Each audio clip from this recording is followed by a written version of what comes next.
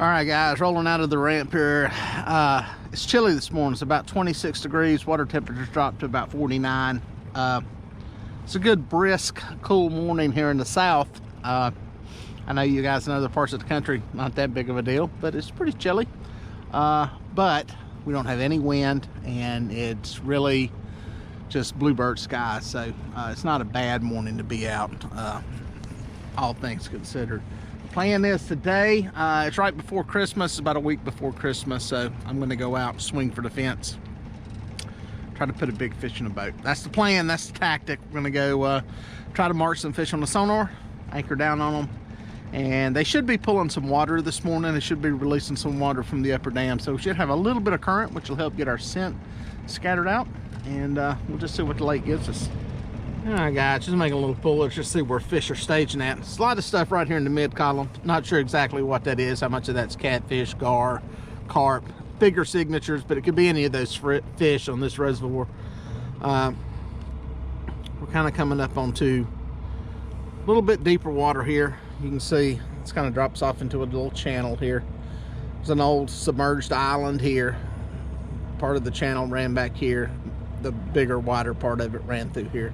Just gonna see what's right here around this deeper water, and then see if anything's hugging this point, this underwater point. That'll give us a good idea kind of what fish are doing. What I'm seeing right now is a lot of stuff mid-water column, in that 15-20 foot range there, but there's stuff on the bottom too. Not a lot at the top, but let's see what happens here. We're starting to drop down into it. You can see here we're going down. It's going down lower here. You can see it on the sonar. What'll happen is, just gives you a good idea. If stuff's all of a sudden on the bottom, it tells you there's better water temperature there, but I do not suspect that's the case. My thinking is water is probably fairly consistent throughout the column, probably maybe 3-4 degrees warmer, but I got a feeling somewhere right in there is a sweet spot, just based on how many fish are in there. Now we're coming back up onto the little point here. See it start to rise back up there, little steep ledge. What I want to look for is stuff clinging onto the side of it a little bit, but not a lot. There's some stuff right at the top of it. My money's on catfish on those. It's right at the top of that little hump, and then we'll see what happens here. We're going to go off of it. You can see where we're kind of on the top. We're going to roll off of it. It's just a flat little top there. You can imagine that was an island back in the day. It's got some fish laid up on it. That may not be a bad place to sit. I may give that a shot for a minute just to see what happens there. All right, folks, I'm anchored up here. Notice on the sonar, I got some arches straight underneath me. I went in and anchored on that, anchored up on that point. There's a lot of stuff around, but I noticed once I got anchored up, there were some arches right underneath the boat, and it looks like white perch. So I can't stand it. I have to drop a line in. And look at there. Look at there. Mr. White Perch. Bait fish of champions. I'll catch some of these while I'm here. Just a little double hook rig. Got a little sinker on the bottom. 2 hooks up above it. Get them untwisted there. And all I've got on there today is just some pieces of cut bait. And they'll hit this. This is their own, a piece of their own. Piece of what I'm using for catfish. I've got it on there. Hook it back through the flesh. It stays on really good. There we go. Get the sucker back in there. Bam. Since we're up on a point, sitting in about 19 feet of water, which is the ideal depth for white perch, decided to drop a line in. See if there's any down there. Obviously, we love using them for bait. If we can catch them while we're fishing, it's even all the better. I just felt a thump. And all I got on there is a little double hook rig. Boom, there he is, with a piece of cut bait. Same thing that I'm using for the catfish, which is white perch. They'll eat their own, they don't care. And there's doubles right there, guys. There is doubles. 2 good fish. One's a real good fish. And I will catch these, as many as I can get. I've got a bait tank on the front of the boat that I can transfer them into. That's a good fish right there. That's a real good white perch. It's a real good one. tank. We'll see how many's down there. Another piece of bait on here.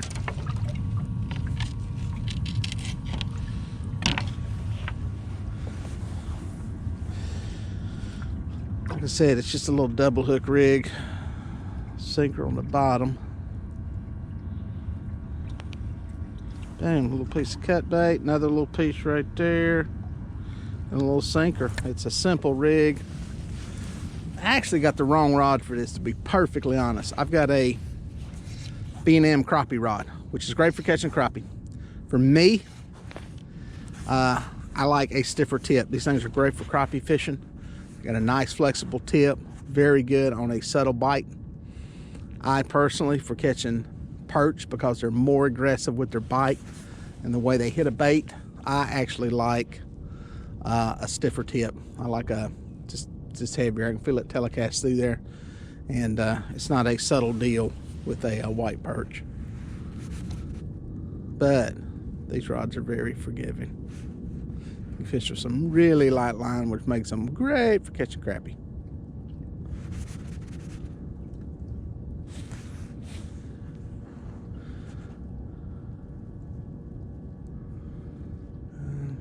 I can get them fired up again, I'll catch them.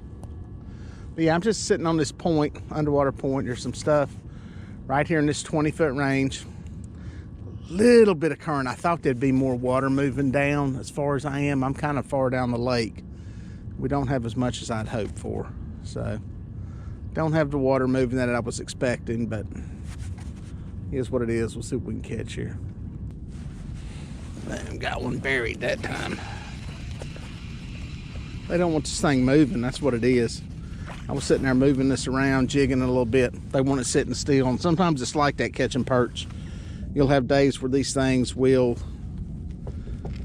want the rod moving, want the bait moving, want it dragging. And sometimes they just want it sitting still, and I think that's what it is. I'm just gonna drop it down, put it in the holder, unless they get fired up. There he goes, there he goes. Something bopping it. Boom, got one. Got one. I was hoping two would come on. There's a smaller one. It's all right. They are all, as my sinker is calling my camera. Sorry about that. They're all good bait. All good bait, no matter what size they are.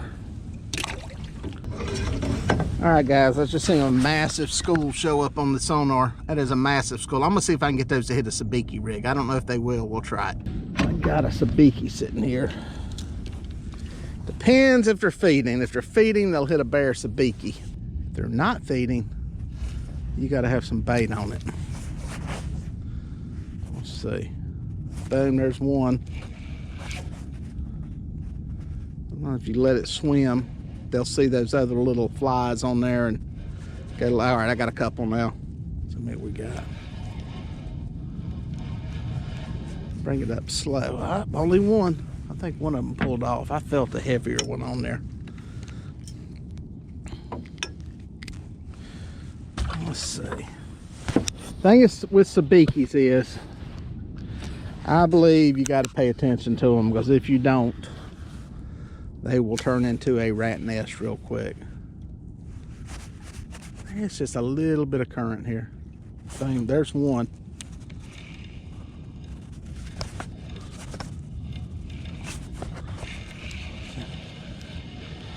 How many we got? Let's see. Just one. Well, it's easier than baiting it anyway. There we go. Catching them up, boys. Catching them up. There's a wad of them down there. I'm gonna stop about halfway and see what happens.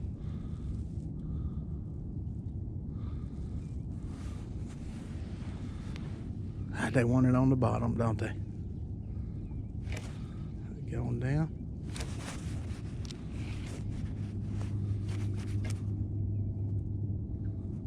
Boom, there's one. Trying to get a couple. I'm gonna let it stay near the bottom. That feed zone.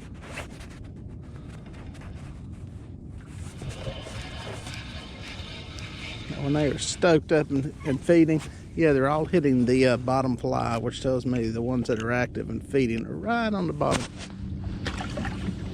It's all right, we'll take it. Sooner or later, I'm gonna drop it into a pile of these, and I'm gonna put about 6 of them on there. We'll find some hungry ones sooner. I'm gonna let it sit there for a second. There goes. You gotta be careful. Because if you get too many going in too many different directions, I'm gonna try letting it go all the way to the bottom again. They'll make a mess. It's either a big one or a couple of them. That's bowed up a lot better. Oh, got three of them. Nice. Nice. 3 of these puppies on here. As you can see, you can load a bait tank in a hurry doing that. And all this sabiki rig is just a bait catching rig. It's a saltwater rig that's made for saltwater fishing. It's got a bunch of hooks on it. And it's got a little piece of almost like a little mylar kind of piece on there that's kind of shiny. Looks like a little bitty bait fish. And sometimes they love it. Yeah, let's drop that back down. Glove back on my hand, get my fingers warm here. These heated gloves from 37. Pretty cool product for getting your hands warm. Hand warmers with a battery.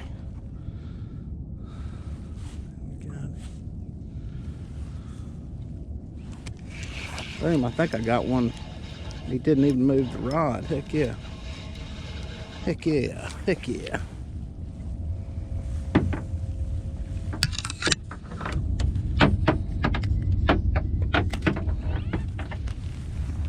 Get that one finger warm. Heck yeah. Oh, there's a pile of them down there. That's kind of what you're looking for on sonar right there. If you get a pile of stuff like that, that's good action. Kind of moving away, they're moving through there, some more moving in. That's kind of what the signature looks like that you're looking for. Boom. Not real aggressive with the bite.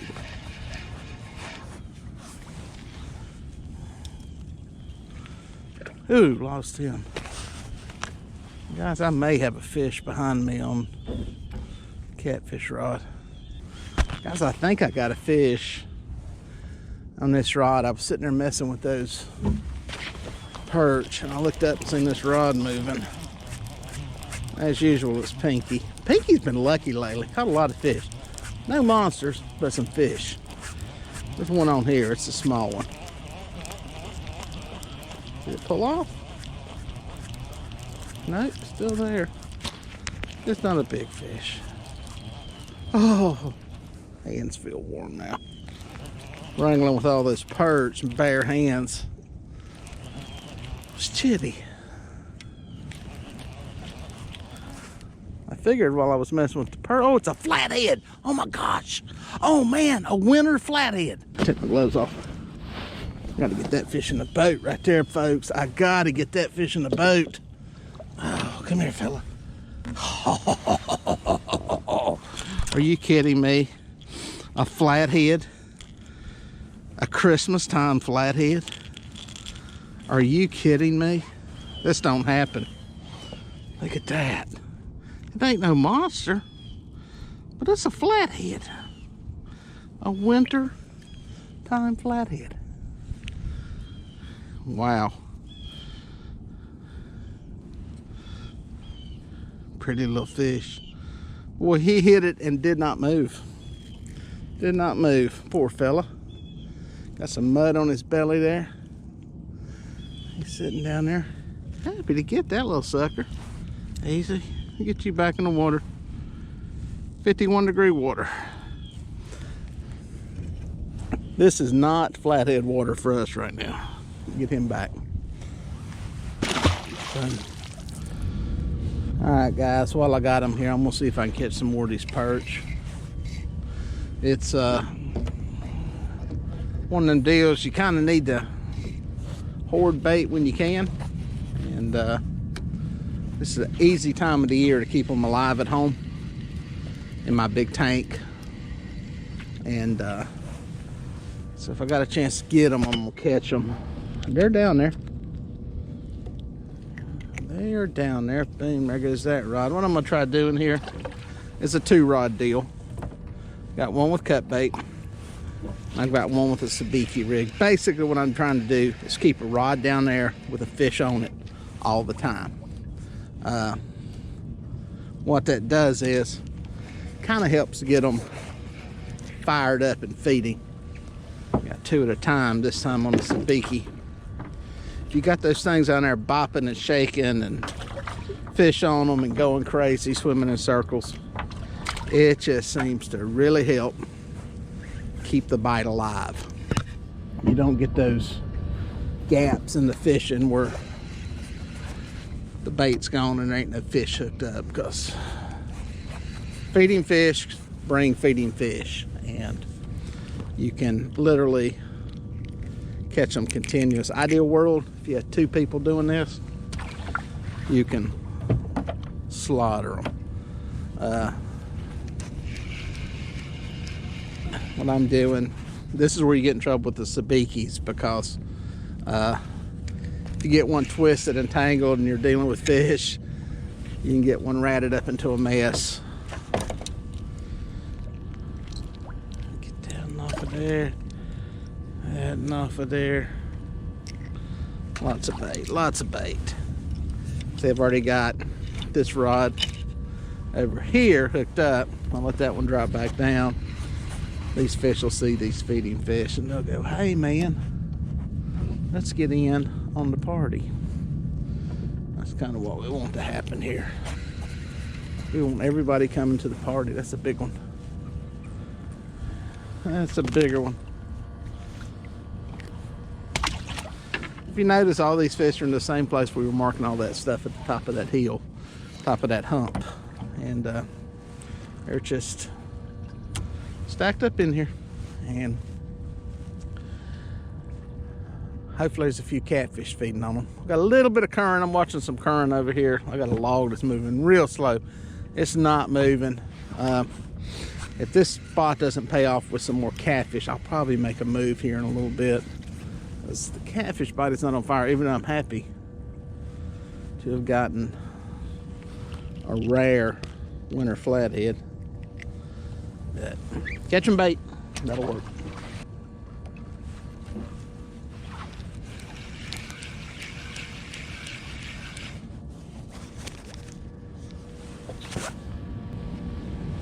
I noticed that sabiki wasn't getting hit.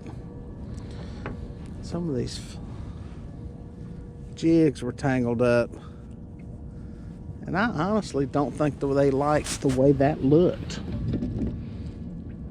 And the sabiki rig getting tore up on my other one though.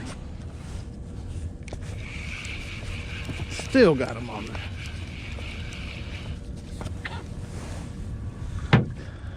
Still got them on there. Folks, you can literally catch 100 fish in an hour fishing with this technique.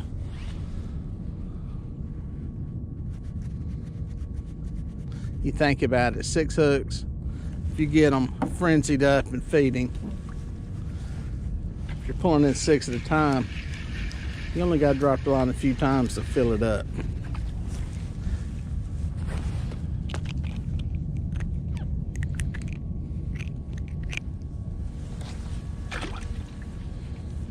Guys, I think we got another small fish on here.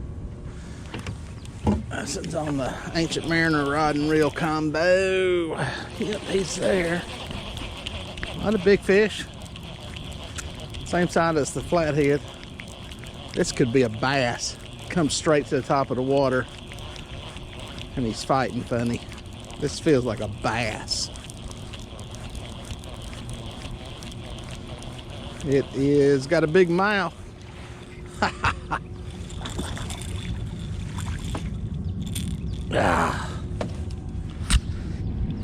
Folks, this is 2 bass that I've caught in 2 trips on cut bait in some deep water. You guys are bass fishermen. That's what you want in a tournament right there, guys. That's a good fish. It's a good Lake Wylie bass right there. Good fish. Nice one. Better get a picture from my Instagram for all them bass fishermen out there. Well, folks, if you made it this far, thank you for watching. Please consider subscribing, and here are a couple of more videos that I think you're going to like.